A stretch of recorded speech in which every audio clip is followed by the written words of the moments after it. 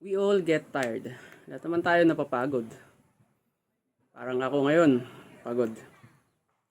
Pero, I hope ikaw na nanonood ay hindi ka pagod. Emotionally, or physically, or even socially. I hope you are not. At siyempre, kapag napapagod tayo, kailangan din po nating magpahinga. It's okay to take a rest when we get tired. But that doesn't mean na kapag nagpahinga ka ay sign na yon ng weakness or something na meron kang hindi magagawa. Kasi all of us are people, tao naman tayo na kailangan din magpahinga. Napapagod tayo sa mga gawain, magpahinga tayo. And when we say na pagpapahinga, that is kailangan mong umatras. Umatras ka muna saglit. Magpahinga ka, manahimik ka. Pag nilayan mo, ano ba yung mga kailangan mo pang isaalang-alang muna.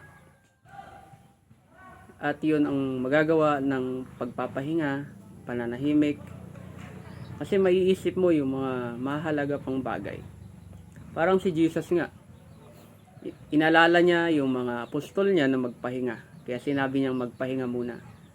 And the same time, tayo rin ay sinasabihan na magpahinga. Walang masamang magpahinga.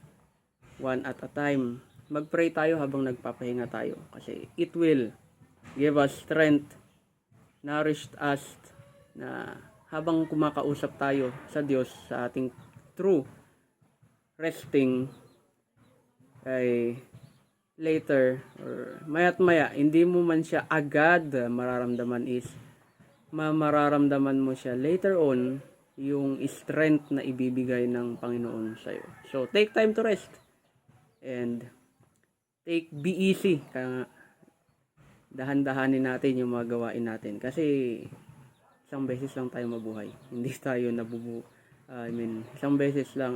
lang ang buhay natin. Isa lang ang buhay natin. So, kailangan nating